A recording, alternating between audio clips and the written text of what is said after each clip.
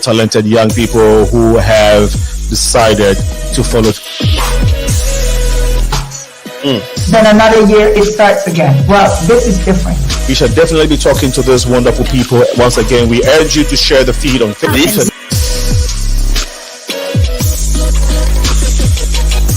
Hi there, I'm Faida, and today we're going to be talking about the African diaspora in Mexico.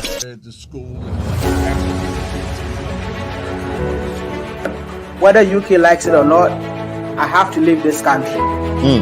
I became a member and a chief of the Vice Lord all in one day. All these guys wins right out of the north at Midway Airport. His father.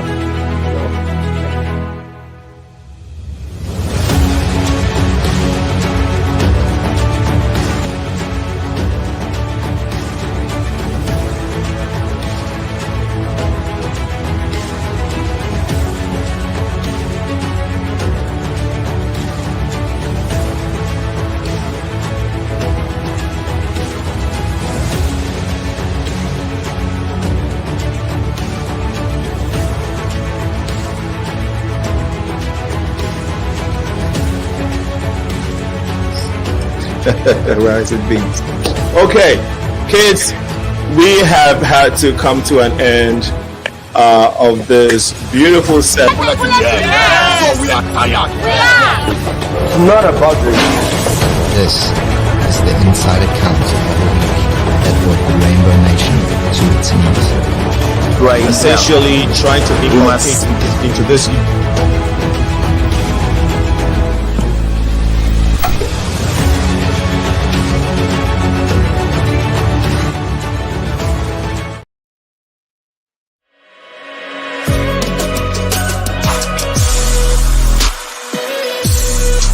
Very talented young people who have decided.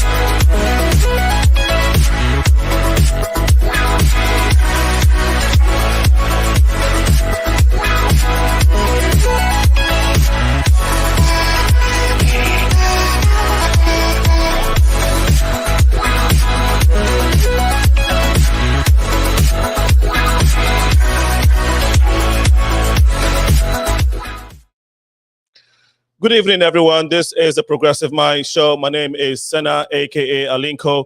We are thankful to be here. We thank God for yet another day. Today is March 5th, 2024, and we want to look at our health as men. This is not to in any way, of course, not be cognizant of the health of all of us, including women, but we have decided to look at this topic, considering a lot of the sudden deaths and ill health of a lot of African men in the diaspora, and of course, Black men in general in this country and on the continent of Africa as well.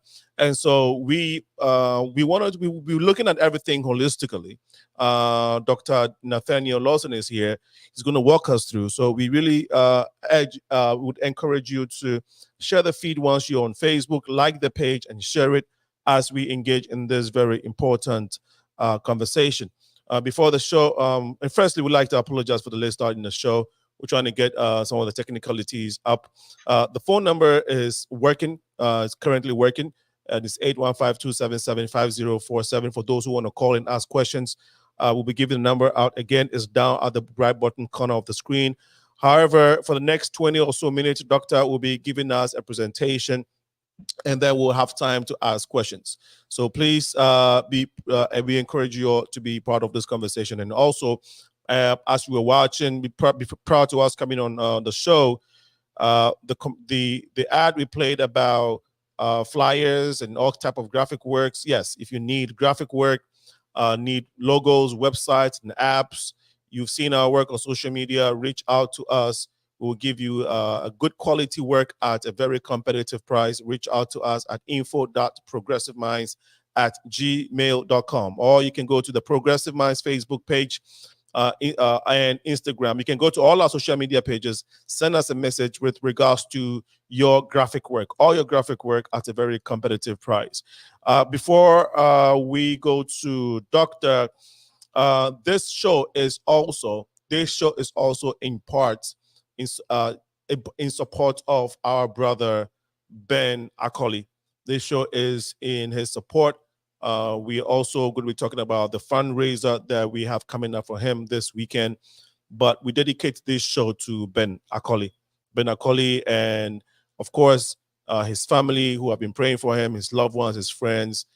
Ben is bedridden right now here in Chicago. And if you're in Chicago and you know Ben, you know this is a man that needs all the support that we can. And so we are praying to God to give him speedy recovery. But we as men here, this is the time that we show our support to our brother. And again, want to dedicate this show to Ben Akoli.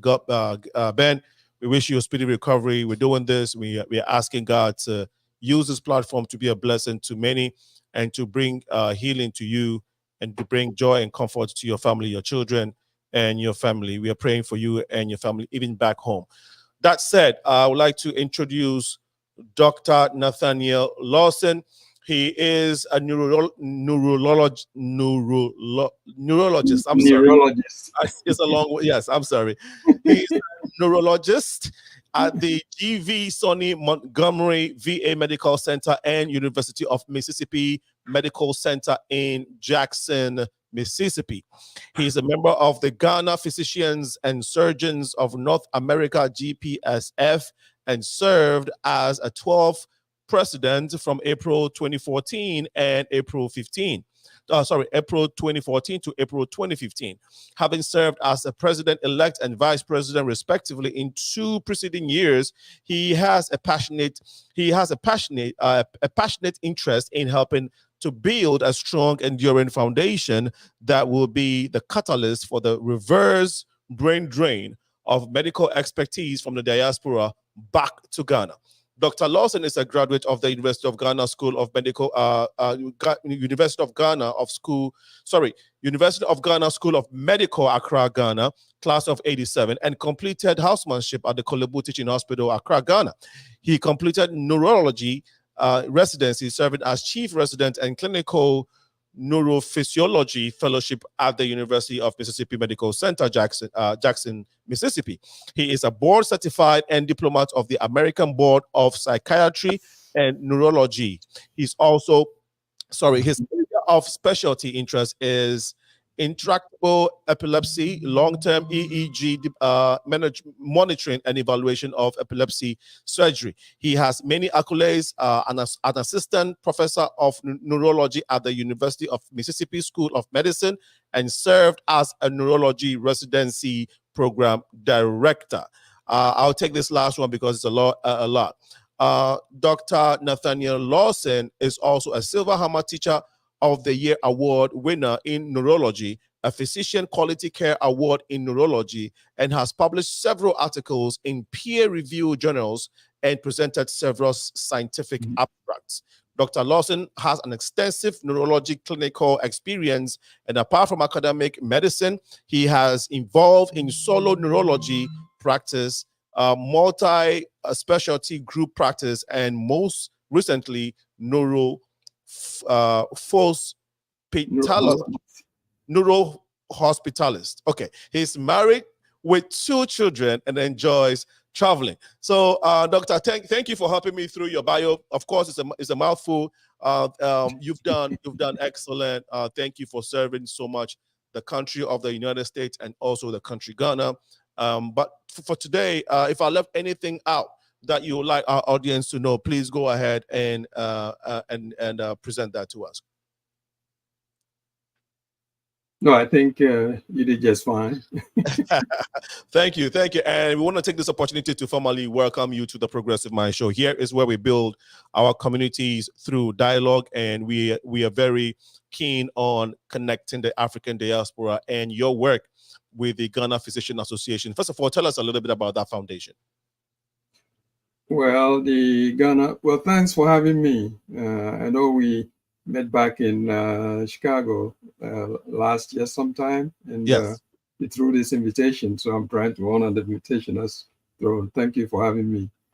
Well, the Ghana Physicians and Surgeons Foundation is an association of physicians who have some connection to Ghana, mostly made up of Ghanaians who either trained, did medical training in Ghana, or those of Ghanaian heritage, or even those who immigrated to the United States before getting into medical practice.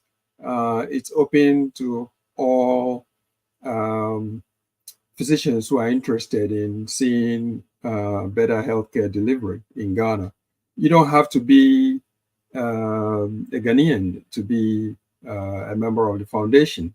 And it's open to physicians, surgeons, dentists, and allied health practitioners. So it's been around for 20 plus years. Okay. And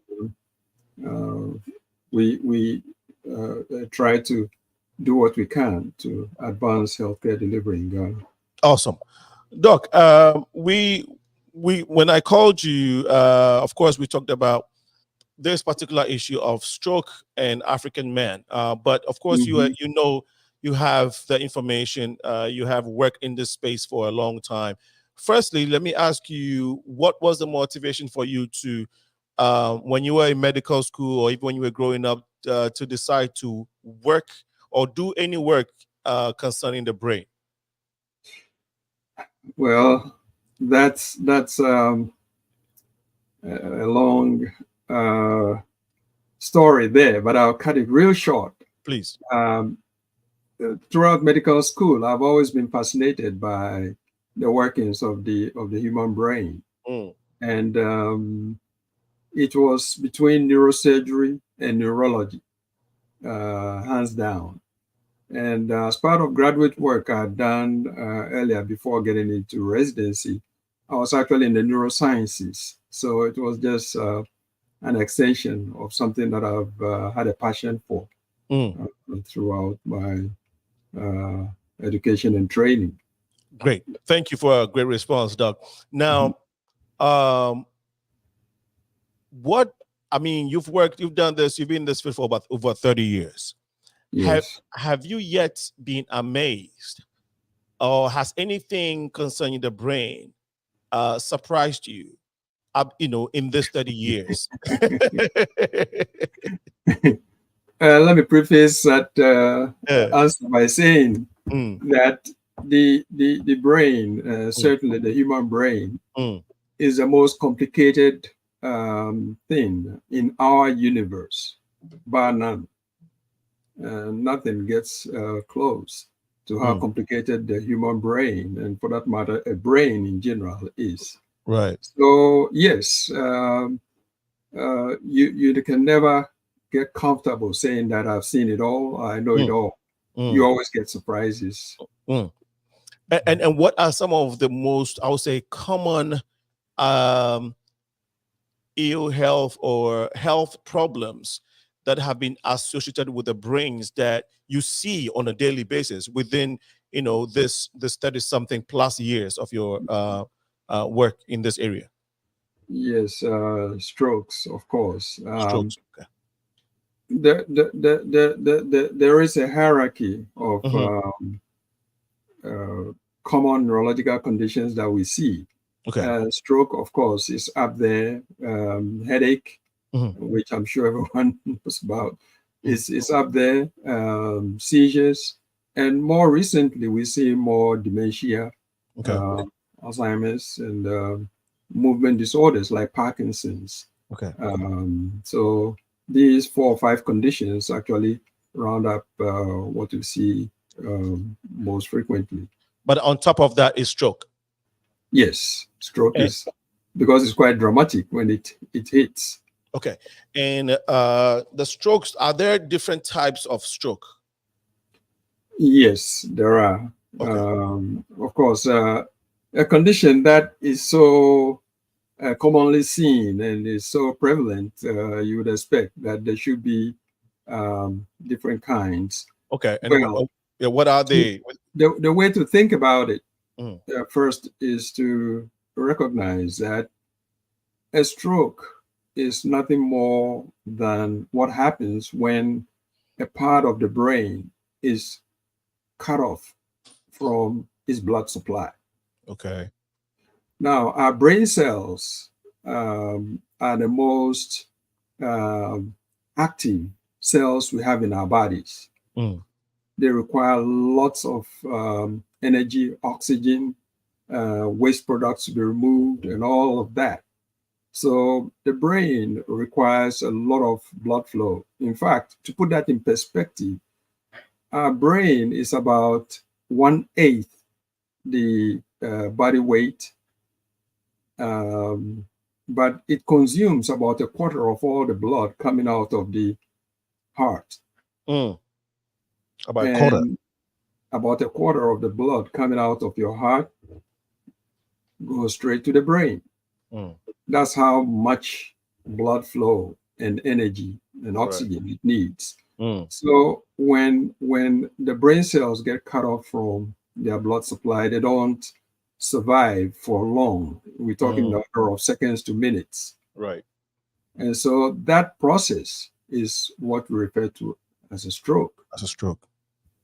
You can get stroke in other tissues. For instance, a heart attack, myocardial infarction, is nothing more than a stroke of the heart muscle, right? You can get a stroke of your eye, your retina, where you lose your vision. Or you can get a stroke of your intestine, where you get ischemic bowel disease. So it's a term that we use, but it's become more specific for the brain because of the really dire consequences of losing its blood flow. So if somebody gets a stroke of the intestines, what is the name? What's the scientific name for that? We call it ischemic bowel disease. Okay, so which means bowel. So, okay. Yeah, so that means that the blood vessel that's connecting from the brain to make the intestines function has been cut off from. I mean, the veins have been cut off. No, that's not the way it works. The way it works is that the heart is the pump, right, that feeds the entire body. And so the way the circulation works is the heart pumps rich, oxygen-rich, clean blood to the body. And this is carried by blood vessels called arteries to the tissues. And then waste blood comes back to the lungs for cleansing. And from the lungs, it goes back to the heart to be pumped back to the body. So that's where the circulation comes in. And so the heart is where all the blood comes from. Okay. Okay. And so if anything interferes with, one, the heart, two, the blood vessels that carry the blood to the tissues, then the tissues get disconnected from their blood supply. A way to think about it is like the water supply to your community. Okay. You get the purification plant being the main source, and then it goes through all those big pipes, and then the pipes get smaller as it goes into the neighborhoods. Then it comes to your street, and then from the street it gets into your home, and then from your home it gets distributed to the faucets and sinks and everything else that you need it for. Yeah. So it's the same kind of network that the body has. So now this makes it, I mean, and thanks for giving us the explanation. Because even though we talk about stroke, but a lot of times, we don't know the connection and how all this takes place and what causes it. So thanks for breaking that down. And we would like you to go ahead. I know you have a presentation to give us, so maybe we can take the next few minutes, maybe 10, 15 minutes to do this presentation. So we can learn a few things about stroke in general, both men and in women. And then we can dive into why a lot of Africans or Black men are being struck with stroke these days. I mean, it might not be just these days, might be something that has been prevalent for a while, but of late we've been hearing it very rampant. So please, if you're ready, we can go ahead with the presentation. Okay. So just to bring the audience up to speed. Okay. I did talk about how the circulation is organized. And so everything starts from the heart. Okay. Yes. And the blood goes through the big vessels. Now, the brain has 4 major blood vessels feeding it. The 2 vessels that you feel in your neck, in movies, they always check that to make sure someone is alive or dead. Okay. You have the carotids, one on the left and one on the right. And so those are really big, huge vessels carrying blood straight from the heart to the brain. And then in addition to these 2 big vessels, there are another 2 big vessels we call the vertebrals coming through the neck bones. One on the right, one on the left. Okay. To feed the back part of the brain. Okay. And as soon as these vessels get into the skull, where the brain is for protection, okay, these 4 vessels connect to each other. And it's a very wonderful architecture, because what that means is if you press or compress just one vessel, you have the 3 others, still functioning and making sure that the brain gets supplied. And so anything that happens within this system, the heart or the blood vessels, that causes blood flow to be interrupted to the brain tissue, leads to a stroke. Okay. And so we have 2 main, or for purposes of being able to have a good discussion to follow. Okay. The 2 main types of strokes are what we call blockage strokes, where a blood vessel gets blocked. And there are several reasons why this may happen. And the other type is what we call the bleeding strokes, where a blood vessel may rupture, like you have a blowout. Okay. And that causes bleeding into the brain. And so both of these are quite important.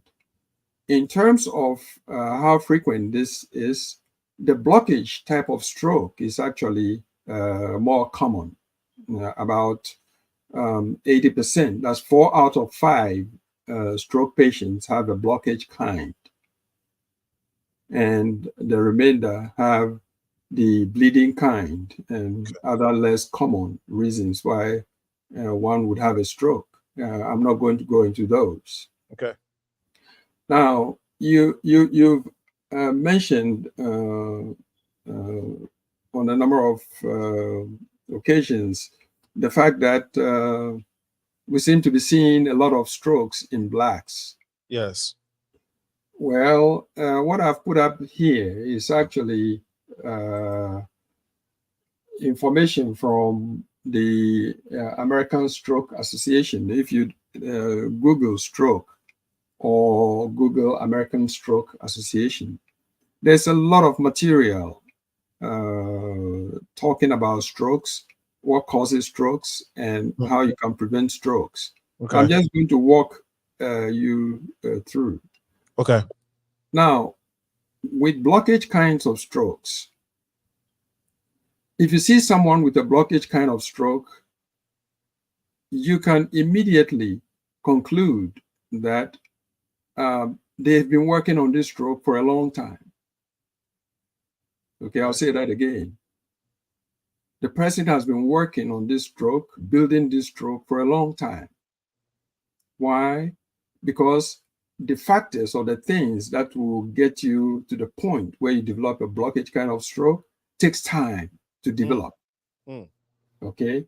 And if you see on this page, you see a number of things listed. We collectively refer to these as stroke risk factors. So things that will predispose you to developing a stroke. Right. Okay. I have to say that some of the risk factors that lead to stroke, there's really nothing you and I can do about. Let's say your age.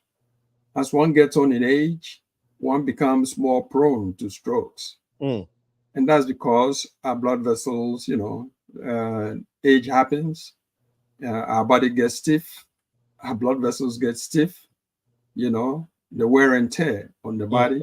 There's really nothing you and I can do about. Okay. Sometimes you come from a racial background where strokes are just common. Right. And there's nothing one can do about that. Or sometimes you have a genetic predisposition. There are people who have genes that more or less make it easier for them to have strokes. You can't change your genes, and so on and so forth. Right. Collectively, we call these non-modifiable. In other words, you can't modify these risk factors. They are there. You just have to deal with it. That's the cloth you were cut from, right? But then these factors that I'm talking about are what you call modifiable risk factors. These are risk factors that you actually can do something about. Okay. And so if you have these modifiable risk factors and you don't work actively to control these factors, then you do damage to your blood vessels, and gradually over time, you set up the conditions for a stroke to happen. So what are these risk factors? High blood pressure, hypertension is big. It's like number one. And we know from studies that have been done looking at this problem that Blacks, African Americans, we have a very high incidence of hypertension. More than half of us have high blood pressure. Does that include African men? People of African men, African women, African men, African women, people of African descent. Okay. Period. Okay. Compared to other racial groupings, like if you compare Africans to Hispanics or to Asians or to whites, we tend to have more high blood pressure. And that's one of the things that I said, well, racially, we are predisposed to having more blood pressure. Is it because of our genes? Yeah, it's built, it comes with the territory. It's kind of built in, right? Okay. And so if you know you're already predisposed to high blood pressure, then you have to be more interested in doing things that will control the blood pressure. Okay. Because the way blood pressure works is it's like driving around on an overinflated tire. You can go for a day, a week, a month or so, but we all know that if you keep driving around on an overinflated tire, somewhere along the line, that tire is going to fail. It will fail sooner than the one that is driving around on the correct tire pressure, right? Yes. And so over time, the damage occurs. Let me talk about African American men in this context. Okay. I've been a physician a long time in Ghana and here. And there's this myth going around that high blood pressure medications cause decreased libido and impotence. And so I know brothers hate taking these medications. What I can say to that is you actually damage your organs more from untreated blood pressure, high blood pressure, than you do from the side effect of medications. So for those who are interested and are listening, if you have to choose between the lesser of two evils, I would go ahead and treat the blood pressure and get it in a good range. Because at the end of the day, you actually get much more benefit than leaving your blood pressure untreated and thinking that you're saving or avoiding medication side effects. Right. Look, before you continue your presentation, I think that it's also very important to give us a bit more education. I mean, just from your own insight, from your own experience, what causes? You said the two most illness that causes blood pressure is hypertension. No, stroke. Yes. That causes stroke is hypertension. Yeah, hypertension is number one. It's number one on the list. Okay, number one. So what causes blood pressure and hypertension? Okay, so hypertension. We in medicine we look at it two ways. We have what we call primary hypertension. In fact, in some of the older texts, it's referred to as essential hypertension. Okay.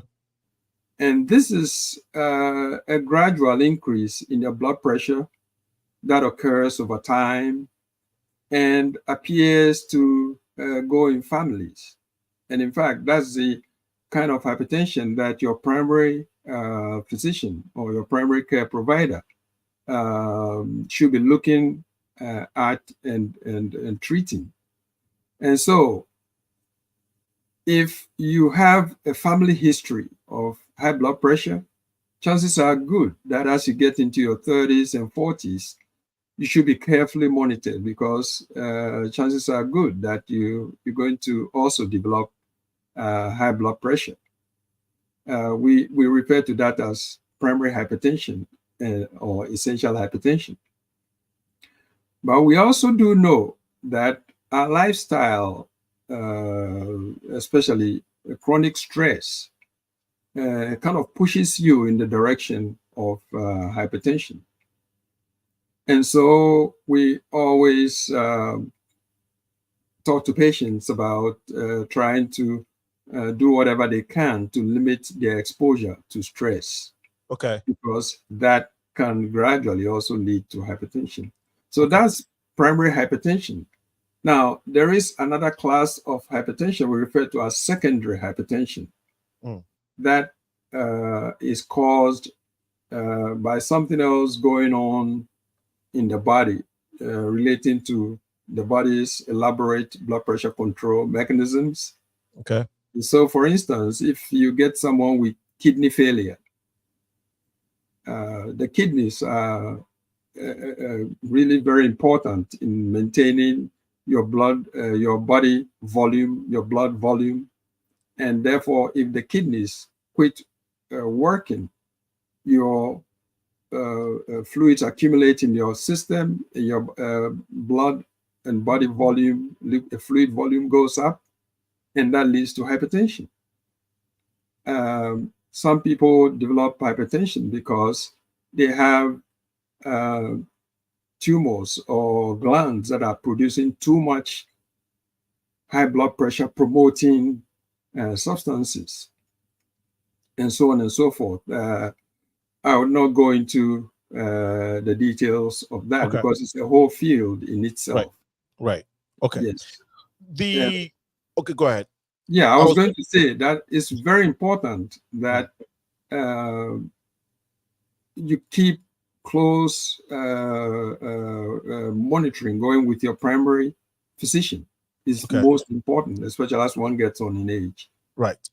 Now, so the Black community, I think that there is this assertion, or there is this, I would say it's a big conversation about how we eat, right? Yes. So that's one of the things that we have on the list of. Okay, please go ahead, Doc. Yes. And so, overweight, being overweight and obese, that's also one of the big factors. And the numbers are quite alarming. It says almost 70% of Black men and over 80% of Black women are overweight or obese. Okay. Yes. And that is not good for blood vessels. And sick blood vessels, you just have a stroke under construction. Okay. And so that is not good for us. Then diabetes. The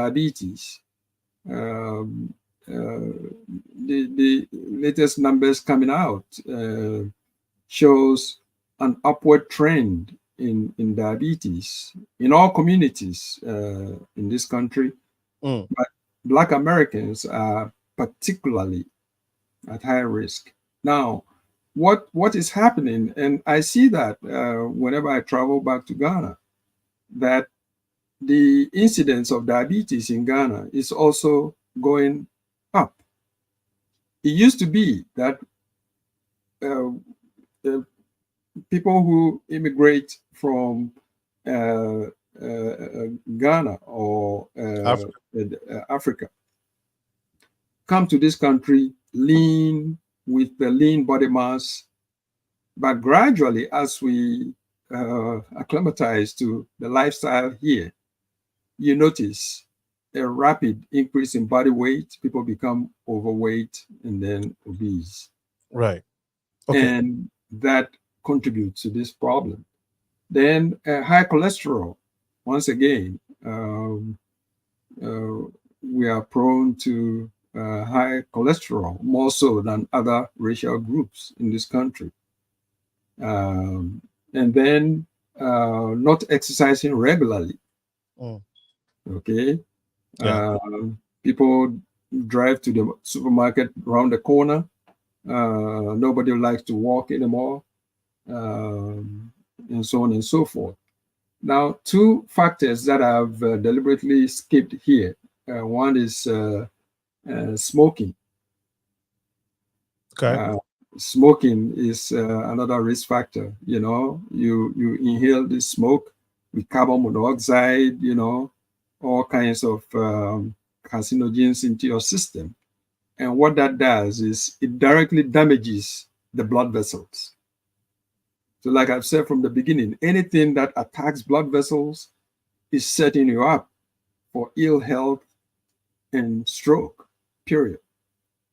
Because if you don't get blood to the tissues don't thrive. I mean, if you have a garden that you're not watering, or you cut off the water supply to your plants, and they won't thrive.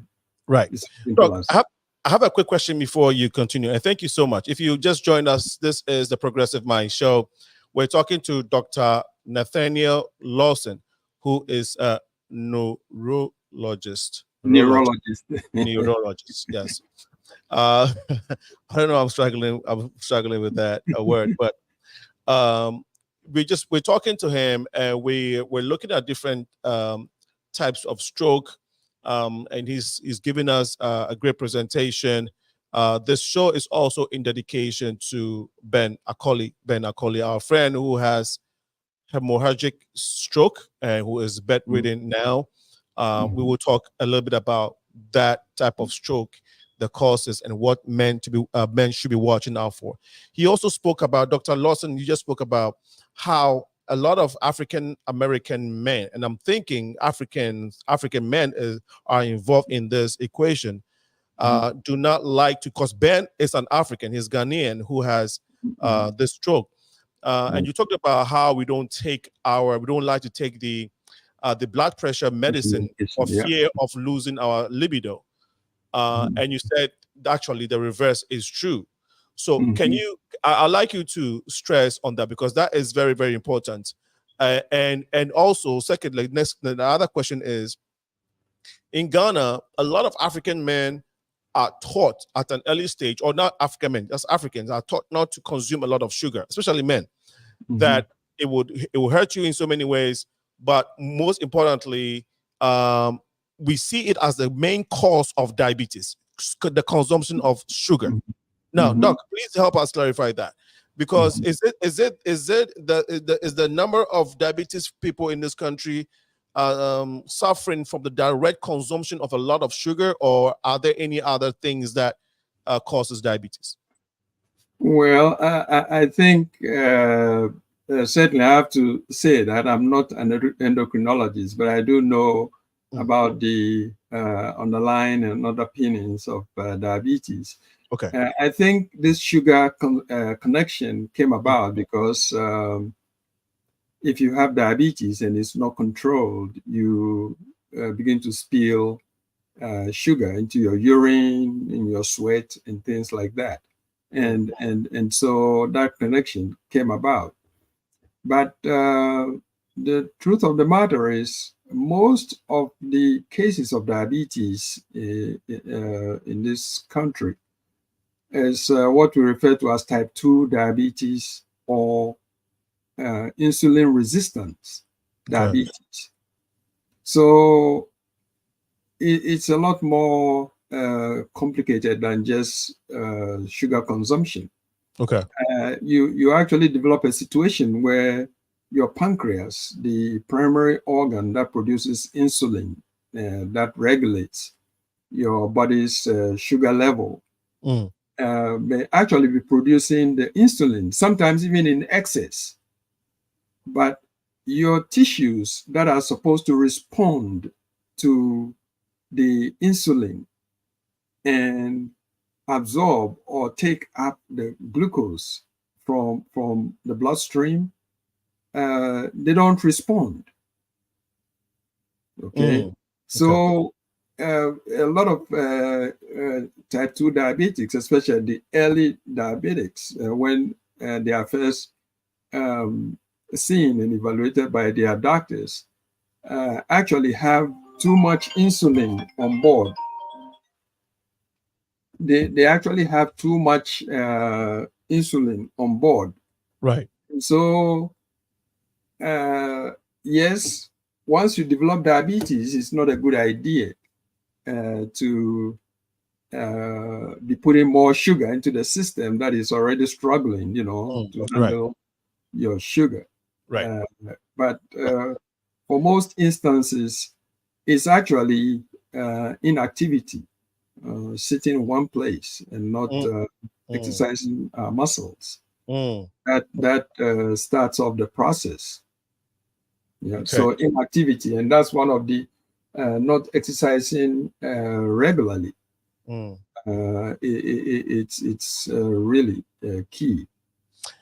People have been working a lot from home these days, especially coming from COVID. And when you and a lot of people are not always in the habit of going to the gym. So people, a lot of times we equate exercising to, running, literally being on the street or jogging somewhere or being in the gym. Now, if people are not able to register for the gym and purchase equipment to help them exercise their bodies, what are some of the basic things that folks can do at home to get the body moving as a form of exercise?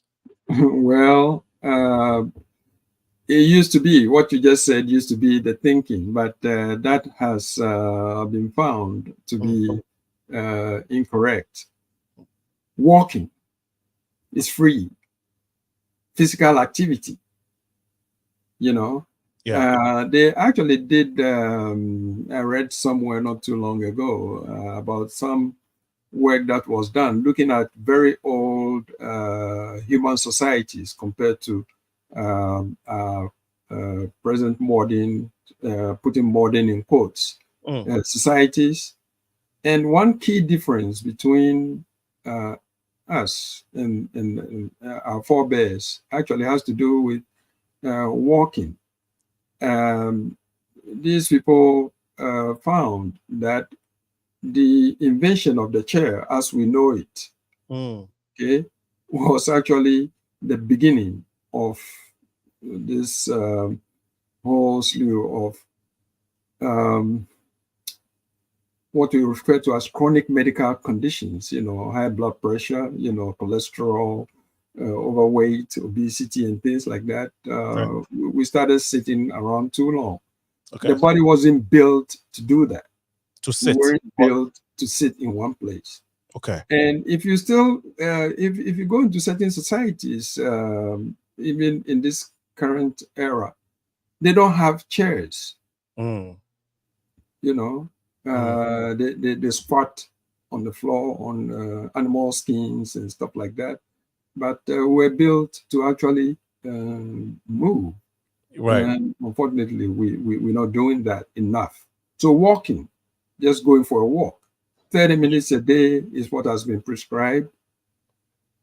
30 minutes a day of vigorous walking, not even running, just walking is good enough. If you're in Chicago, you don't want to be walking around November, December, January, February, of course. So dog, people who can come out and walk. No, I've been advised by my sister tells me to just walk around the house.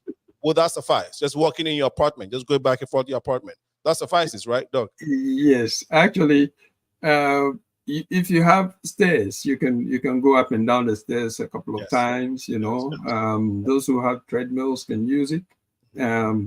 Stationary bikes, exercise bikes, right. Whatever. Right. But you need to get it in. Don't forget that in the past, before the modern era, so-called civilization, I don't like using that word because our behavior doesn't show we are any more civilized. But in the past, in winter, you didn't have the luxury of indoor plumbing and heat and all that. You have to go gather firewood, start a fire, and so even in winter you don't lie around. Right. The only animals that lie around in winter are those that hibernate. Yes. Yeah, but you see the foxes, the bears, and all those things that don't hibernate, they are out doing stuff. Yes, true. And humans used to too. Doug, so let's talk quickly about the fact that a lot of men don't want to take their blood pressure because it affects their libido. Now, how is data? Is there any statistics, data proving that being the case? For yes. I don't have anything pulled up now, but I can look you in the eye and say yes. Okay. And a lot of it has to do with the way chronic hypertension affects the body. Right. We're talking about stroke.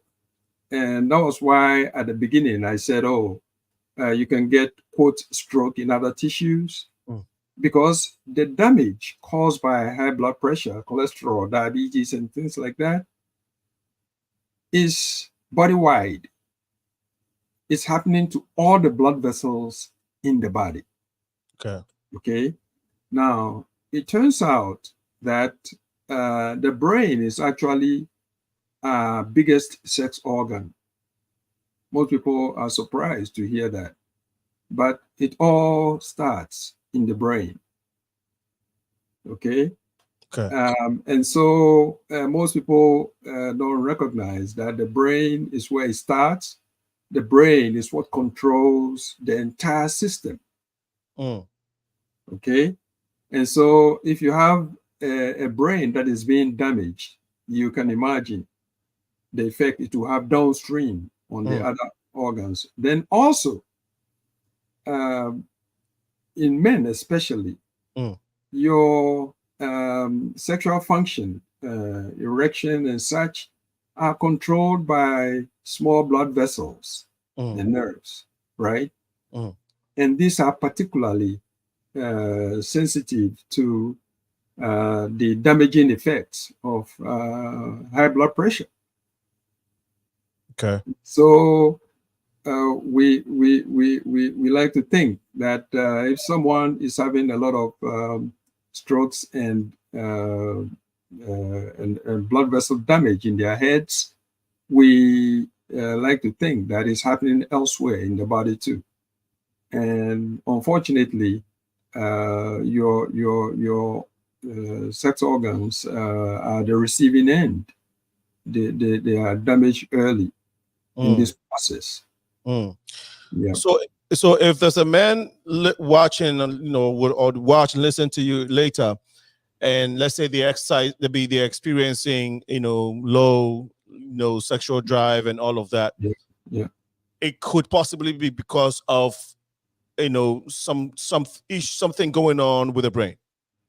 It could be. You never can take the brain out of the equation. Once you take the brain out of the body, you're left with nothing. Okay, because a lot of times, men, when men go through things like that, the first thing is not to, we don't ascribe it to the brain, right? We try to find other remedies to get back to action quickly as possible. So we have to go to the root cause, because the problem could be coming from upstairs. Wow. So the men that are watching, how about women? How does this blood pressure, diabetes, issues about the brain affect women's sex drive, or does it even affect them at all? Yes, it does. Once again, you exist and function according to how healthy your body is. Right. And so anything that throws your body out of equilibrium causes your function not to be 100% like you were designed to. And so it affects women too. So for women, would issues like childbirth or maybe issues in a relationship, divorce, these things, are there possible issues or circumstances that affect their, because again, we don't necessarily connect it to the brain. When the sex drive is not there, we think, there is, it's coming from the lower part of the body all the way down. So we're trying to find remedies. So no, this is a revelation, Doc. Yes. Well, let me add another factor to this. Okay. One of the factors that I put out there is stress. Yes. Okay, stress. Now, stress is big because it really is a very broad term that more or less describes anything that tries to take the body out of equilibrium. Okay. So you can have stress that comes from within your body, and you can have stress that comes from outside the body and affecting you. Admittedly, I'll be the first to admit that in this present world, especially here in this present United States, it's almost impossible to live a stress-free life. So stress is something that we all have to live with. Right. But the more stress that if you don't guard your territory, and you allow the stress to get into you, it goes to work. In fact, one I think family practitioner made a rough estimate that in his view, and I agree with him in that regard, that over 80% of all medical conditions and doctors' visits in the United States are related either directly or indirectly to stress. Okay, and so stress is what will make your high blood pressure, go up, and then if it stays up for long enough, you develop hypertension. And then once the hypertension develops, it becomes its own master. Okay? Right. The same stress will cause you to be depressed, inactive, eating, gaining weight, inactivity. And once these things set up, they become their own masters. Okay? Right. The net effect of all these events and activities is to weaken the body. Okay? Right. And so if you want to weaken the body, if you want to have strokes, whatever, you can you go after the blood vessels and the blood distribution network. Wow. And once you shut it down, the body doesn't survive. It doesn't thrive. Right. Yeah. No. One example that you give is the flat tire analogy. That's very powerful. And we would at 7 p.m. Central Time. You're watching the Progressive Mind Show. If you're on Facebook, as I see a couple of you are up here on Facebook. There's just a few comments that have come through. I'm going to read them. I think it's, yes, we said after 7 we wanted to take calls. So if you want to ask Doc a question, it doesn't have to be related to the brain or stroke. Please feel free to do so. When we come back after comments during the second half of this conversation, we would like Doc to give us solutions. How do we protect the brain? How do we engage in little activities that can help us, even the food we eat, that can help us make sure that our brain is intact, because as he has said, is the controller of everything in our system. To know that it takes 1/4 of all the blood, the total blood that's in our system. Is that how you put it? Coming out of the heart. Each Right. time the heart puts out blood, 25% or so goes straight to the brain. Yes. So that's how much organ. So we definitely need the blood flowing and going to our brain to keep us healthy. So the number is 815-277-5047. 815-277-5047. If you want to ask Doc any medical question, please feel free. If you want to put it in the comment section, go ahead and do so. For those of you on Facebook and YouTube, you can do that. But whilst you are there, like the page, share this so that we can all participate and learn from this conversation this evening. I'll go ahead and acknowledge folks that have joined us on Facebook. Paul Sogbe is here. Paul, I'm going to put your comment up in a little bit. Kofi Chre, Solomon Egan, Albert Kwesi Asamoah is also here. Divine Atipo, my own buddy. Jibaima is also here. Jibaima, good to see you. Dr. Eura, Kole, Kote, Thelma. This show is also dedicated to Ben. And so feel free to call and express your well wishes to Ben. For those of you who know Ben, please call in and let's use this platform as an opportunity to wish him well, send speedy recovery to him and his family. Jonada Love is also here. And then we have Rebecca Mordes watching, K Mensa is watching, Big Daddy David K. Ziga, and then Fatima. Fatima is watching. Atonam Go Ka is also watching. And this comment, it just came from, can depression also cause stress or vice versa? Doc. Yes, it can. Depression can cause stress, and stress can cause depression. Yes. So that's a resounding yes. How does it work in the brain? How does the brain connect these two? Well, or what's the connection? The question is, what's the connection? The way the brain functions, what's the connection when it comes to these two? Okay, and so depression is a term we use more to describe our mood. Okay, and the brain does so many things for us, including really being the foundation of our very existence, even consciousness, and the fact that we know we exist is all a brain activity. Okay. But it controls our mood and our drives and whatever. And so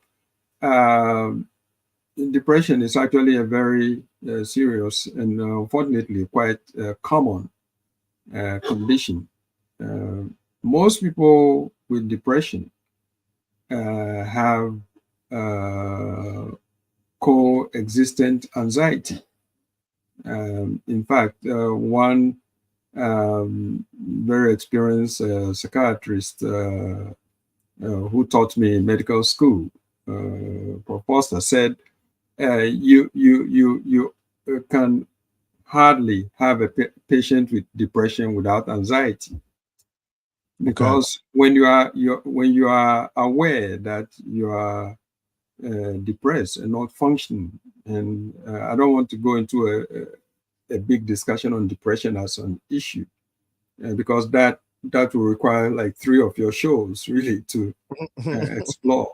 But when you are not functioning because of depression, it's very anxiety provoking, and that's frequently what leads people to commit suicide as part of depression. So it's a very serious condition. And yes, it's very stressful if you have it. It's like you're in a hole from which you cannot escape. You feel helpless, you feel hopeless. You feel like there's nothing worth living for. And that is a stressful state. And so, and we know of someone who had that condition. And I think this is the perfect time to ask this question. Sure. I personally know someone. There was no sign of depression. They dressed well, they spoke well, they engaged, had all kinds of activities, and so there wasn't a single symptom. So what should you look out for someone who has depression? Yes. Well, we all know the cases of the CNN guy who was going Bourdain, I think. Anthony Bourdain, yes, absolutely. You know, and even the comedian who made everyone laugh, Mrs. Doubtfire, Robin Williams. Okay. You know, they had depression, really bad depression, to commit suicide. And so, unfortunately, depression is not something that people wear on their sleeves. And once again, that has to do with the complexity of the brain. We tend to adapt. If I'm in pain right now and I don't want you to know it, you wouldn't know it, right? Yes. Because I will mask the symptoms. And so that's what happens with depression. Right. So it's a thing that affects your brain in a way that makes you a perfect pretender, if that's the case. Yeah. you kind of adapt, you mask the symptoms, and that's just a function of a human behavior. If a child is depressed, you know it right away because they haven't mastered, they haven't learned how to hide their inner self. Right? But you and I know how to mask our inner selves. And so we can play the perfect part, but inside is a different story. And that's why you have trained psychiatrists or most physicians in primary care have been trained to ask questions that will bring these inner self thoughts out. Right. Okay, Doc, we have another question here. This is, and thank you so much, Doc.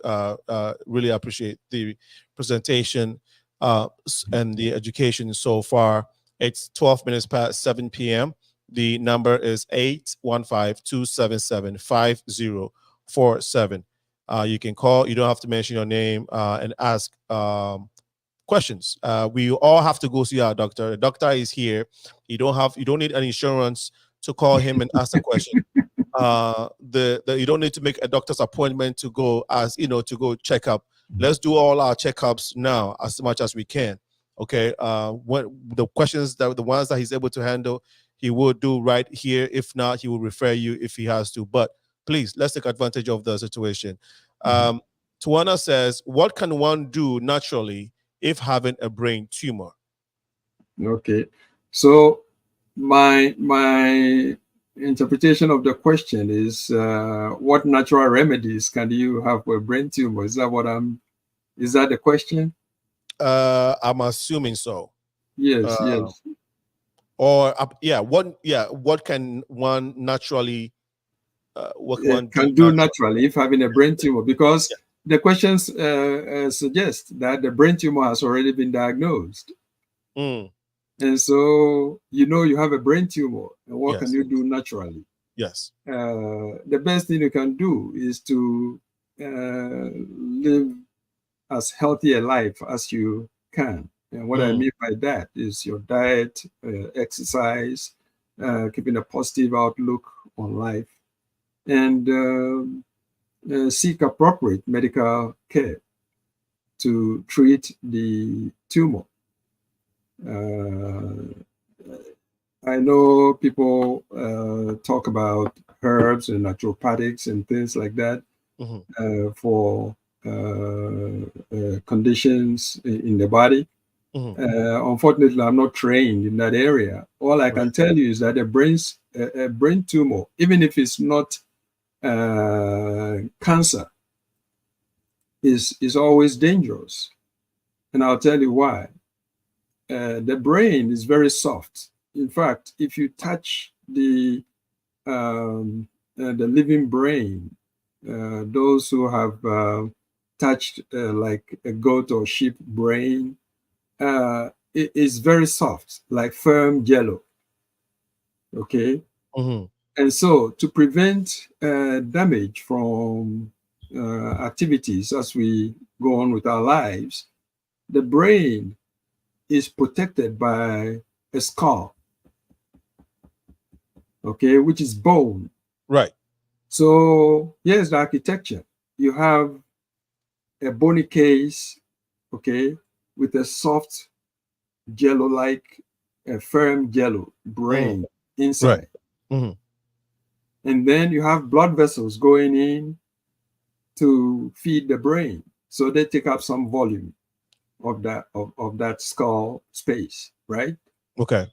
And then you have spinal fluid, we call it CSF, in the skull. And what it does is it creates a cushion for the brain to float in. Okay. And where else do you see that kind of protection? Babies in the womb. Yeah. In the womb. Yeah. Okay. So that even if you a pregnant woman runs into a door or whatever, the baby, the force is not transmitted directly to the baby. It's transmitted to the amniotic fluid, which dissipates the force, and the baby is protected. So that's exactly what the skull does for us. But then there's a catch. If you begin to put something else into that case, into that box, then something has to be displaced. Okay. Because the box, the skull is not going to momentarily get big to accommodate whatever you put in there. So if you have a brain tumor, that tumor begins to take up space. It's a space occupying lesion. Okay. And when it begins to take up space, something has to give. Right. So regardless of whether it's cancer type or non-cancer type growth, whenever you have a growth in the brain that is taking up space, it's always something that you need to bring to medical attention. What about?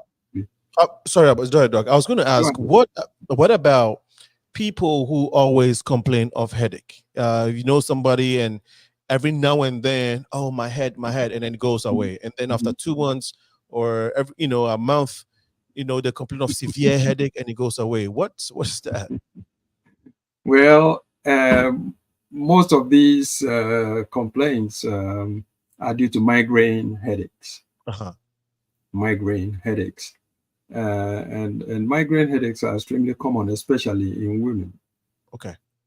And it also goes in families. So if you have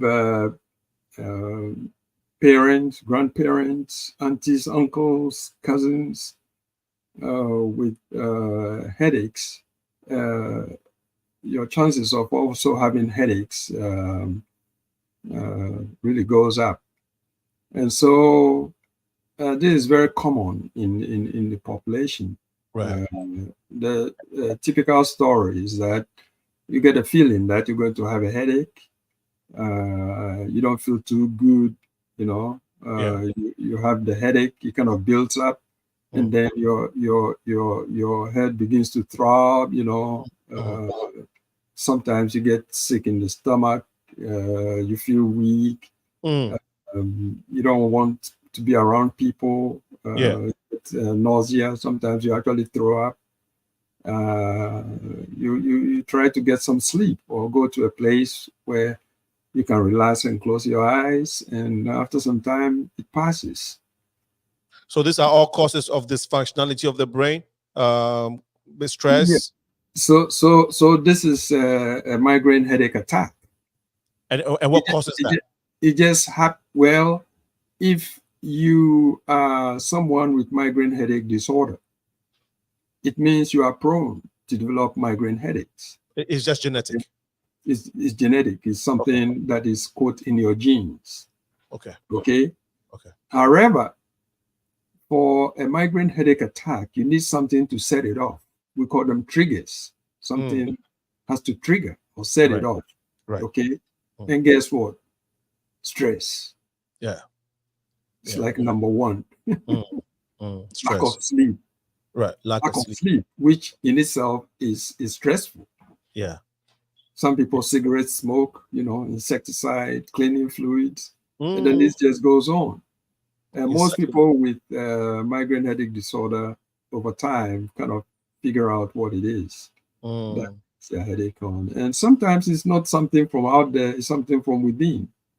Sometimes in women, the hormonal changes associated with their cycle is the trigger.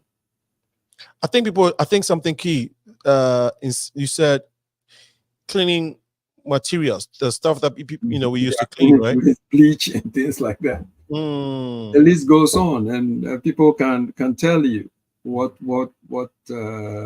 triggers the migraines. Frankly, some people don't know, but if you ask them to be a little more watchful, they can find what it is. Right. Thank you so much for sharing, Doc. This is from Solomon Egan. Doc, what causes dementia, depression, and dementia? Depression and dementia, are they medically related? Root causes of depression and dementia. Okay. So as I said before, depression is a topic unto itself. But let me make a statement about that before we go on to dementia. Okay. Depression that can be classified in many ways. In other words, there are different types of depression. There's what we call reactive depression. I mean, if you lost a dear family member right now, I don't expect you to be popping champagne and, you know, rejoicing. You get sad. Right. And you get depressed. So you are reacting to, or you lose a large sum of money, you know, you lose a job and things like that. I mean, these are not occasions for celebration. So you become sad, you become depressed. But if this doesn't clear and it persists, then you can transition from reactive depression to the other kind of depression. Some people sometimes will call that endogenous depression. As someone who treats conditions of the brain, we know that anything that affects the brain can cause depression. And we use the term organic depression. So people who get a stroke, you know, a good percentage of them will get depressed. And that's because of the brain injury. And a lot of people will bear me out. If you have a migraine attack and it's a severe attack, most people get moody, kind of depressed. They don't feel like functioning for a little while before the cloud lifts and the sun comes out and they start functioning again, right? Yeah. People with multiple sclerosis, you know, which is another form of brain damage, you know, meningitis, encephalitis, you can mention all the big terms. These are associated with depression. So we use the term organic depression, meaning something is causing the brain not to function at 100%, and that is leading to the depression. Okay. But then there's this big group, which is what we call endogenous depression, you know, where you sometimes can't clearly put a finger on what has set it off. I think a good way to think about this is consider that there's a threshold phenomena going on here, that in the broad range of human populations, there are people on one end of the spectrum who are what we call hypomaniacs. You know, they are always, you wonder what they have for breakfast. They're always in good spirits and, you know, jumping all over the place. You can't keep up with them. Right. And then there are people who, even if they've not been diagnosed with depression, they've always been the way that they walk into a room with a dark cloud hanging over their heads, right? Right. And then the rest of us are like in the middle. Okay. Okay. And so we generally think that depression is when you get pushed to one end of the mood scale, where you're dealing with low mood situation, you know, low energy, low activation, and low everything, as opposed to being in the normal range where you go through your moods, you know. Sad things happen, you get sad, you know, you get depressed. Right. And when it passes or you deal with it, your life goes on. Absolutely. Yeah, Absolutely. so I'd like you to think about it quite that way. Wow. Thank you so much, Dr. Nathaniel Lawson, a renowned neurologist who is helping us with this conversation this evening. We're talking about the brain and what is causing the sudden stroke in a black man. And of course, we looked at a black man in the diaspora and certain cases in Africa as well. We've also touched on general health issues. And now we're going to, so here, what's his name? Solomon says, thanks for your free medical tutorials. Thank you, Solomon, for being part of the conversation. You're welcome. Doc, we'll give you the chance to tell us, give us some solutions on how we protect our brain. But before that, we would like to share quickly with our audience our next. Here is what we want to just bear with us. So also coming this weekend, we are going to be. We are going to be running a fundraiser for our dear friend Ben Akoli, and just bear with me. I need to pull up the file here so we can just bear with me as we pull the file so we can share what we're about to do for Ben. Now, while we get that, let me see here if we can. Okay, so this coming Saturday, it will be, now let me make sure I can see the date correctly from here. It is March 10th, and March 10th happens to fall on a Sunday. It is a Sunday, this coming Sunday, that is, we are going to have a prayer and fundraising for Ben. So if you are in the city of Chicago, if you know Ben, even if you don't know him, we are encouraging you to share your resources in support for Ben. We're trying to raise funds for his upkeep at the rehab center that he is. We need a lot of support. He needs the community this time. His family are doing their best. His children, of course, now his children have to be taken care of by their mother, and so we need support. The man has been laying there for more than a year, if my memory serves me right. And so if you are watching from the diaspora community, please, this is a time to show love. So come this Sunday, March 10th, 2024 at 4 p.m. from 4 to 7 p.m. at Christ Oasis in Chicago. Christ Oasis in Chicago. It's a church. We are going to be doing a prayer and fundraiser for Ben. The address is 3101 North Parkside, Chicago, Illinois, 60634. 3101 North Parkside, Chicago, Illinois, 60634. The Zelle information is GPNA 1957 at gmail.com. If you can't be there in person, but you want to support Ben's cause, this fundraiser, please send your Zelle to GPNA, and it stands for Ghana Professionals of North America. Ghana Professionals of North America, led by Davidson Ziga, who is the president, and he is the one that's putting this fundraiser together for Ben. So we are encouraging all the professionals in the diaspora community, particularly the Ghana community in Chicago, to show up for Ben, because Ben showed up for everybody.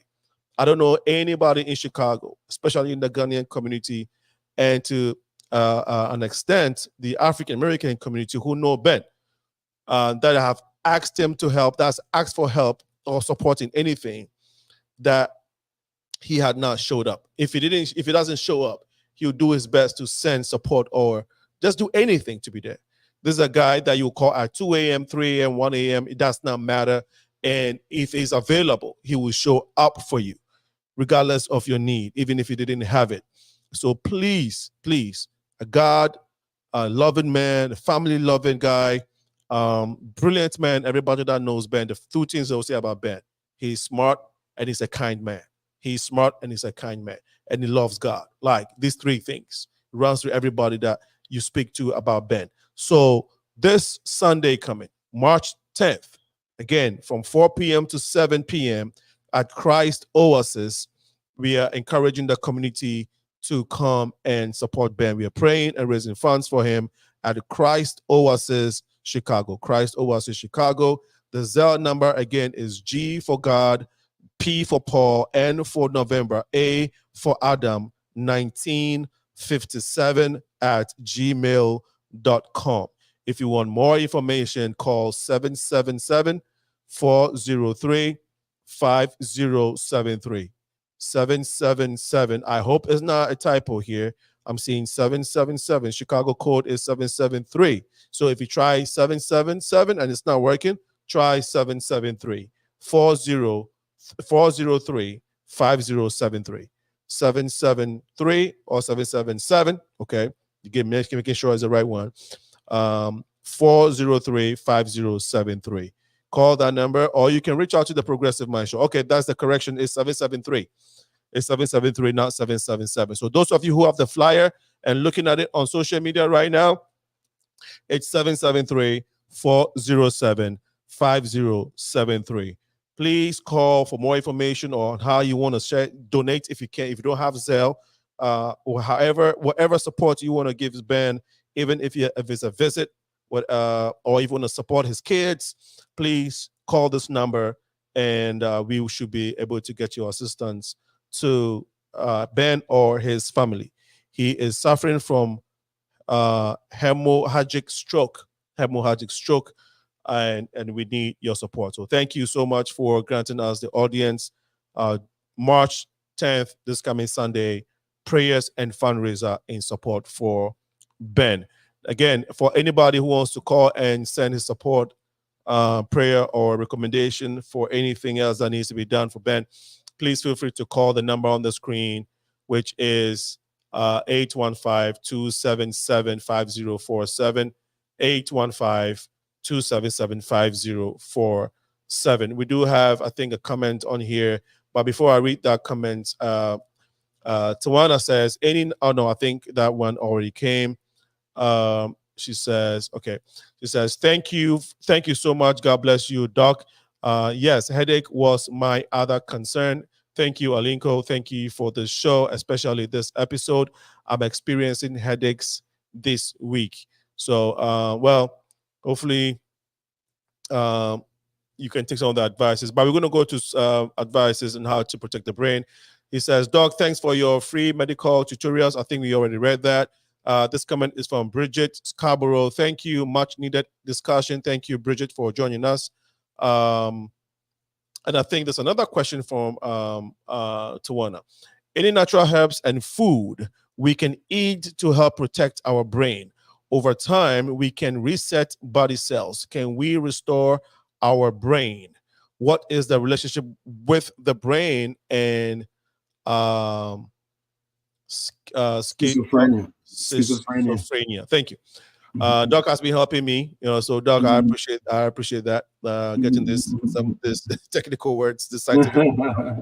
Doc, you want to respond to this, and then we can go to Paul Sogbe has a question or comment, but would you want to respond to this before we go there? Yes, natural herbs and food that we can use to protect the brain. There is a whole movement that is, if you go online, you see people are beginning to talk about this, where they regard food as medicine. Because at the end of the day, you are actually what you eat. Yeah. And it's true if you think about it that way. And so basically, we advise any person with a stroke or neurologic condition, and indeed it holds for the entire body, that good nutrition and diet is really key. Okay. You are what you eat. Yeah. And so if you don't pay attention to your diet and eat good, healthy, nutritious food, then the body doesn't do well. We see that all the time. We buy the best stuff for our pets, cats, dogs, and whatever. I mean, even fish. You want to buy fish with food with vitamins and all kinds of things for that reason. Right. And I think there is this whole industry that is built around, I think it's a fad, around food, where people are selling very expensive items and say, well, if you eat this, that's going to make you function better and do this and do that. I really don't believe in those. Okay. But is over time, are you able to reset she said, are you able to reset the body cells, and can you restore the brain? Is that possible? Okay. Yes. And so throughout nature, every single cell that ever was in nature is built to repair itself. Okay. And so if you give good conditions, it will do well.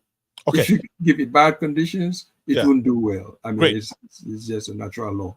And we'll come to how to provide the right conditions for the brain. Right.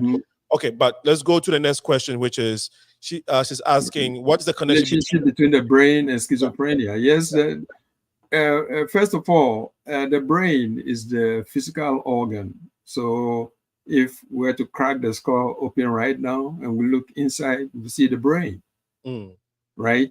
But the brain does a lot of things. In fact, the brain is essentially who we are, right? And so the brain does, among other things that are quite obvious to you. You're talking right now, that's the brain at work. You're seeing, that's the brain at work. You're hearing, that's the brain at work. But one other thing that the brain does for us, and perhaps is the most important thing, that one of the most important things that it does is it allows us to form thoughts. It allows us to carry memories. It allows us to plan. It allows us to react in very complex ways to our environment. Okay. And so there are areas of the brain that do these things. And if for any reason the areas covering some of the things that I've talked about, like your thoughts, your behavior, your reaction to the environment, and so on and so forth, gets disrupted, then you end up with psychiatric disease or disorder. Right. Okay. Thank you. So yes. No. Sorry. I didn't. I thought you had ended the point. Please. Yes. Continue. So I'm just wrapping it up by saying that psychiatric disorders are part of what the brain does. So that's where the connection is. Thank you. Thank you, Doc. This one is from Paul Sogbe. Sudden stroke in Black men. Could this prevalent condition be related to our diet or genetics? If so, what advice would you give to Black men to help prevent this situation? Thank you so much, Paul. All right. So a stroke, by definition, is sudden. In fact, that's why it's called stroke. It's a term from the Middle Ages because it strikes you suddenly. Stroke strikes you at once, right? Okay. And so, yes, there's a lot that can be done to prevent strokes. And we talked at the beginning about our diet and activity and so on and so forth. So, yes, it's related to our diet. We talked about cholesterol. You talk about too much salt that would contribute to hypertension. We talk about physical inactivity, where we're sitting around. The body wasn't built to do that. And yet that's what we do. We sit around for hours on end without moving, and so on and so forth. All of these things would then, over time, usually it takes time, right, will over time result in damage to the blood vessels and your circulation. And that then would result in a stroke or heart attack. In fact, the two go hand in hand. right. Typically, if you see someone who's had a heart attack, you can confidently predict that they're in line for their stroke. Because the things that cause the damages that leads to a heart attack are the same things that would lead to a stroke. Vice versa. If someone has had a stroke, you can say they are in line for a heart attack. Doc, thank you so much for saying this. And now this comes to mind. I know somebody, she's a naturopathic doctor. She has all the natural medicines you can think of. She actually works with state officials, like very high important people, and she shows them, you know, how to stay fit and, you know, alkaline water, all the nine. Doc, Yes.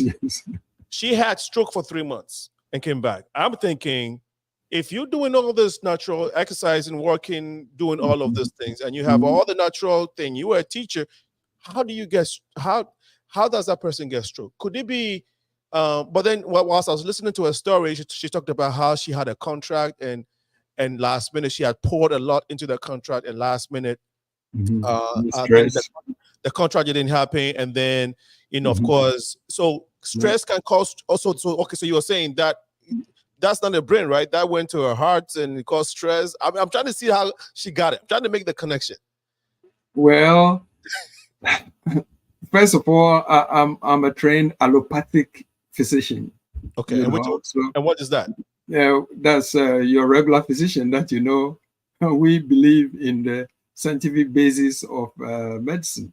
Okay. And then there are osteopathic physicians, and then there are naturopathic physicians. And so personally, I believe all these specialties are actually contributing to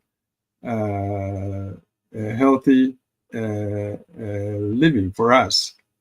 But I operate on the basis of what I can scientifically prove. Okay. And so the naturopaths will sometimes tell you that if you have just natural this and natural that, that could keep disease away. They may have a point. I just don't believe that it applies to everything. Right. And so, yes, some of it, some of their practices are very valuable and can help you. But at the end of the day, the body will react to the influences you put on it. If it's something that is helping to build it up, it will respond. And if it's something that is going to break it down and cause disease, that's what you see. Okay. So, Doc, thank you so much. It's 15 minutes to the hour, 7:45 p.m. exactly Central Time. If you're watching us, this is the Progressive Mind Show. Here is where we build our community. We are the #1 community building show in the world. And here is where we bridge the gap between the African community and the diaspora, continental Africans and the diaspora. June 22nd, we're having our 4th annual exchange ceremony. So save the date. It's going to be a 3-day event. We're going to have a panel discussion. We're going to have a business meeting between the diaspora and also and then on the 3rd day, we're going to have the celebration of the diaspora, of our food, our fashion, and our cultural dance. Here is where we heal and connect and bond with the diaspora On top of that, we're going to do the restoration of royalty. Okay, so we have Tugby, His Royal Highness Tugby Nyahota Maklo, coming from Ghana. He's going to come, and we're going to continue the coronation of our kings and queens here in the diaspora, restoring the royalty. This is the only royal, only authentic, true royal event in Chicago. And so please save the date, June 22nd, to attend the only royal event in Chicago. It's going to be epic. Of course, the dress code is royal wear. So start looking for your African stores to get your royal attires to be at the event. People are coming from Africa, the South American community, Colombia and Panama. They are coming. It's going to be a celebration of us. And so get your calendars and save June 22nd. It's going to start June 20th, 21st, and culminated the 22nd of June, right here in the beautiful city of Chicago, and it's happening in the week of Juneteenth. Okay, so stay tuned for more information on that on our social media pages. Now we want to go to solutions, Doc. I know we have a few minutes to go. How to condition the brain to not struggle with these some of these things that we've discussed. But Doc, how does meat, how we Africans consume meat? Now, in one soup, we would have goat, turkey, cow skin, we call it nane, we have pork feet, we have all assorted meat, and we eat this consistently. Look, chicken too. We can have, in one soup, we can have about 8, 7, and I'm not exaggerating, Doc, you know this. This is our way of eating. We eat bangkung, we eat fufu, rice, and then cassava and yam. Our food is heavy. The meat is heavy, Doc. How? And then the oil. That's so me, the palm oil, right? How is it? That's me flowing. It is flowing everywhere. Maggie cube, Doc. How does this affect our health and cholesterol, and how does it connect to the brain and all of that? Is this something we have to watch? Yes. Well, what you describe, we call it United Nations. Everything is there.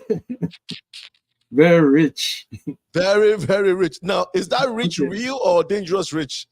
Okay, so I think the way I think about this is to do more with the quantity and the easy availability. Now, what you describe is a feast. Back in the day, if you go and talk to your grandparents or great-grandparents and before, they'll cook like this and eat like this, but it was on occasion. Right. Okay. Now we have found ourselves in an environment where we can literally eat this all the time. And let me give you a case in point. Okay. Fast food. Okay. Yes. If you eat a double whopper once in a month or 2 months or once in a blue moon, I don't think it will do much of any damage to you. And in between, you eat like people are supposed to eat, very sparse eating. I don't think that will do anything bad to your body. But if you are eating this on a regular basis, sometimes twice a day, sometimes you will have breakfast, lunch, and supper through the fast food chain. Then you get into a situation where too much of a good thing begins to be bad for you. Now, the other thing that is happening too is, and this is kind of across the board with the so-called civilization, there is a concept called specific dynamic action. These days, I don't hear of it being talked about anymore. But what it says is that the amount of energy you expend, okay, to get a certain quantity of energy for the body's use, or calories for the body's use, you have to subtract it from the food that you ate. You get what I'm saying? Yes. Okay.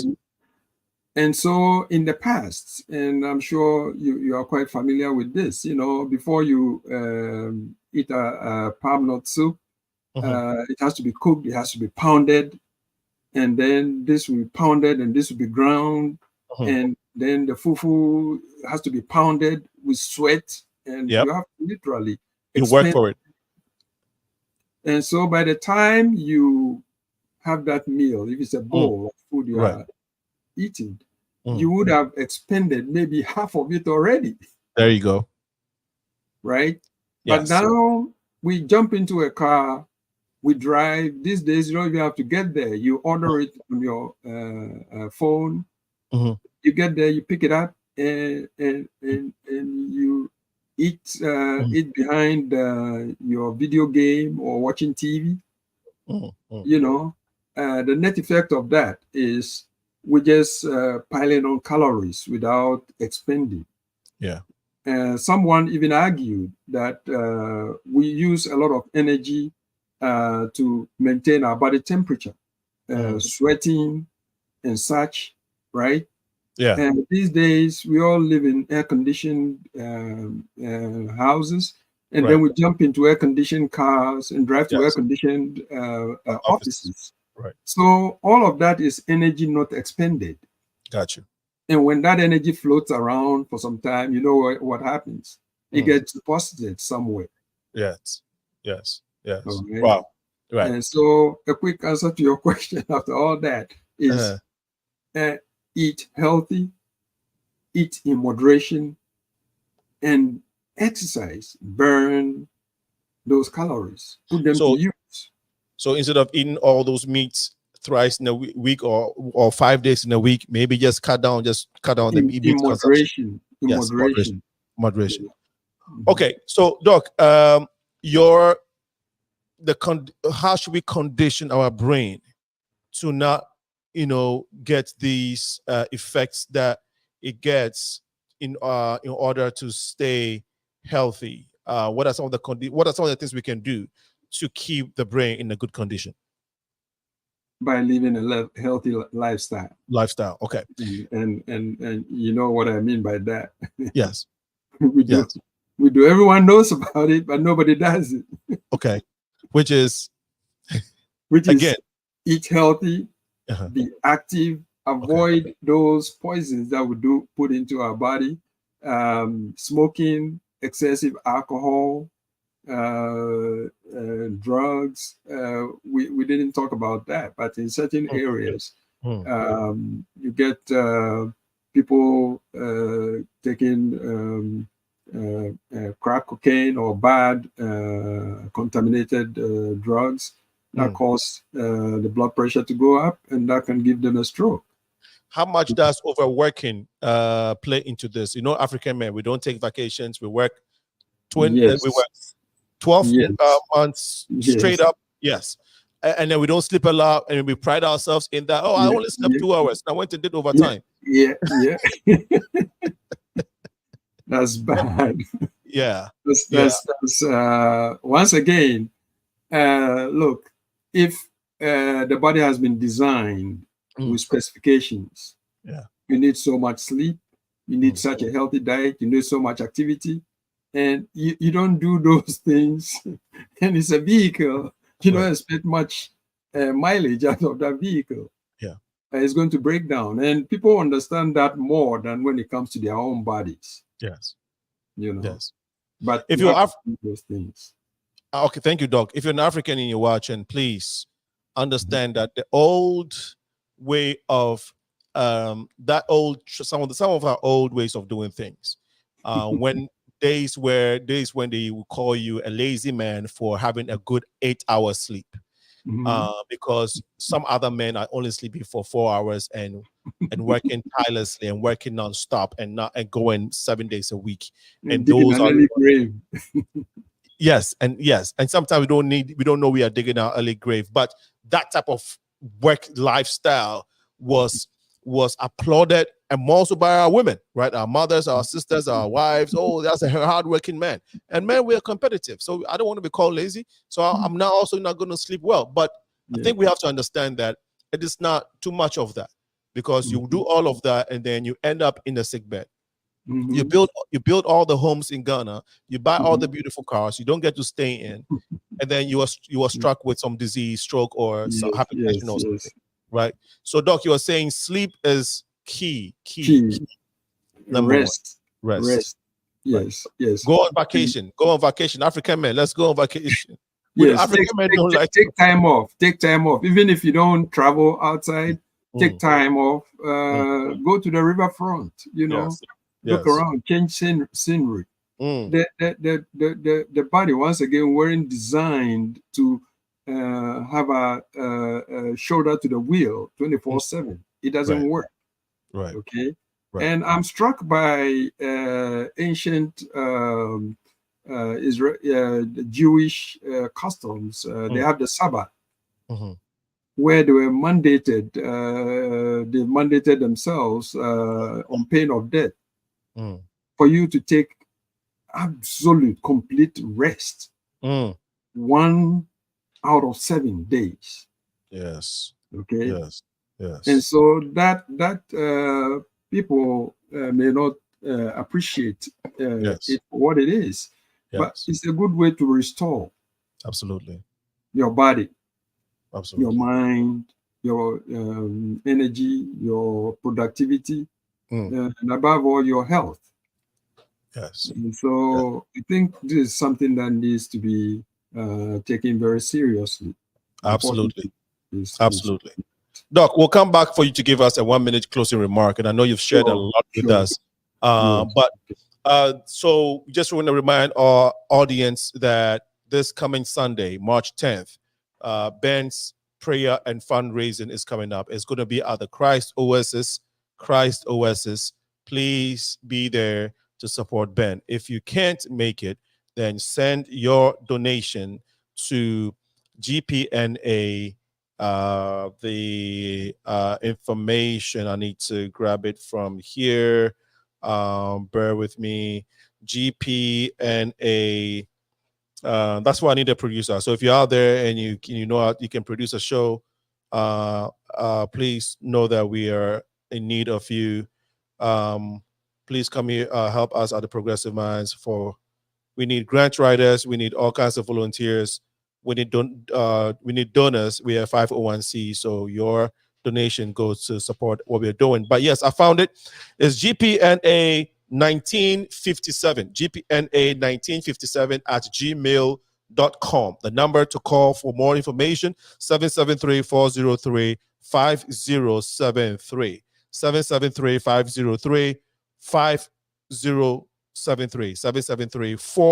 773-403-5073. GPNA 1957 at gmail.com. Please help donate to support Ben. If you can be there at Christ Oasis in Chicago this coming Sunday at between 4 to 7 p.m., please come. Let's pray and raise funds for Ben and his family. Basically, the funds is going to his upkeep, right? We have a CNA person that takes care of him on a daily basis, cleans him up, and all of that. So please help us. And some of the funds will go to us, his kids, phone bill here and there, those little things that we can do to support his family. And thank you all so much for staying tuned to the show. Doc, please close us with give us your closing remarks. Okay, so if you put the slide, share screen. Okay, so I'll walk you through this maybe in a minute or so. Okay. There are 5 facts I'd like for us to use as take-home points. Okay. The first of these is that stroke kills brain cells. And these cells are generally irreplaceable. So once you lose them, they are gone. The way we recover from stroke is for other parts of the brain or surrounding areas to pick up the activity that the lost area used to perform. And that's why rehab is so important. Right. Because you have to retrain the cells to take over what that other So, right. cell, Right. the lost Used cells to. used to do. Right. And therefore, the bigger the stroke, the less reserve you have to fall upon. And so we really need to take care of our brains. Now, fact number two, two broad types of stroke: blockage strokes, which is the majority, about 4 out of 5 strokes are blockage strokes, and then hemorrhagic or bleeding strokes, where blood vessels get worn out and then they rupture or they burst, causes bleeding. And of course, the area beyond the break doesn't get any flow. Okay? Yes. Now, fact number 3, which we haven't talked about at length, is that if you have a stroke, what this says is that you've demonstrated, like credit. You have a credit history. If you have a stroke, you've demonstrated that you can have strokes.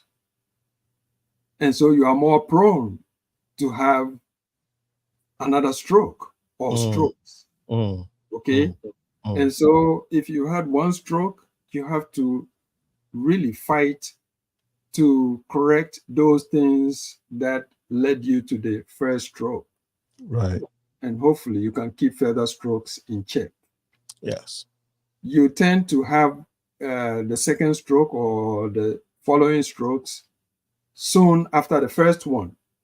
So the first 2 days, 48 hours or so are most critical. And then after that, the next week or months, if you're able to go for 5 years with adequate control of further strokes, then you are doing pretty good. Okay. Number 4, prevention. You don't want to let the cow out of the barn before you go and you start locking the gate. It's already gone. And so prevention is key. All right. So what are the preventative actions we need to take? High blood pressure, diabetes, cholesterol, smoking, stroke, I'm saying stroke, excessive alcohol intake, nutrition, exercise. Those are the sorts of things. And then the final, maybe very important, is the acronym we're using for your reaction to stroke, how to identify that you may be having a stroke and what to do. And it comes as FAST or FAST. Okay, so if you develop facial weakness, your face starts drooping, your arm gets heavy or numb on you, your speech gets slurred or garbled, or you have difficulty understanding what people are saying to you, chances are good that you are having a stroke. And the next thing to do is to call 911 and get immediate medical attention. Or if you are around someone who is having the symptoms, you need to call right away. Better safe than sorry. Right. And we say time is brain. Right. We estimate that we lose about 2 million brain cells for every minute that you don't get appropriate help. And so you need to call right away. And in this day and age, you can be helped a great deal. There are clot, if you get to the emergency room on time, there are clot busting medications. We even have procedures that can go and remove a clot from the brain and open up blood vessels. Right. among other things. So Right. you really need to call right Get away. help. Right. Right. Wow. Doc has been so has been a blessing this evening. He has spent a precious 2 hours and more of his time to come and give us free medical advice. Thank you so much. Of course, we know in this country you pay a lot to see people like you. So, Dr. Nathaniel Lawson, a renowned neurologist in Ridgeland, Mississippi, has been on the show this evening to help us discuss issues of the brain, stroke, depression. Hopefully, Doc, we can get you to come talk about depression or maybe other medical conditions, time permitting. But for today, we really want to thank you for coming and sharing with us. Thank you so much, Doc. Welcome. Pleasure is mine. Now, for those who have been on the show supporting since we began, we really want to appreciate you. Let me see if I can find some new names. Salasi Elliott just joined us. Paul, thank you so much, Paul Sogbe, for putting the date up here, June 22nd. Thank you. As we said, this show is dedicated to Ben Akoli, and we are having a fundraiser this coming Sunday at 4 p.m. at Christ Oasis in Chicago, and the date is March 10th, this coming Sunday. So please make a date with us. You can send your donations to the number we have just read out to you, and call the number for more information, or send your Zelle information to the email address on the screen, gpna1957 at gmail.com. I'm assuming that is somebody's year of birth. Of course, no, I'm just joking. I said this to make fun of my friend David Isiga. David Isiga, were you born in 1957? You don't look that age at all. You look very young for your age, David Isiga. Thank you so much for putting this together. David Isiga is the president of GPNA, Ghana Professionals of North America. Is a community of professionals in the diaspora. We hold meetings, share resources, network, and help each other. So, David Ziga, thank you so much for putting this together. And we are encouraging the community to show up for our brother Ben. On that note, thank you everyone that has been on the show. A special thanks to Dr. Nathaniel Lawson again. Doc, I didn't tell you, but my first name is Nathaniel. So, so there you go. I'm glad that we connect. Nathaniels, we always do, we always do big things, so we help people with a brain, we do shows. Yeah. So that's it, bro. Yes. Thank you so much, Doc. And thank you, everyone. Remember, to whom much is given, much is required. I've been your host this evening. As always, we'll be back here next week, Tuesday, for another wonderful educational show. This is not Black History. This is Women History Month. So happy Women History Month. We're definitely going to be doing a lot of shows concerning women. Thank you once again, Doc. Have a wonderful evening. Bye-bye. You too. Bye. Bye.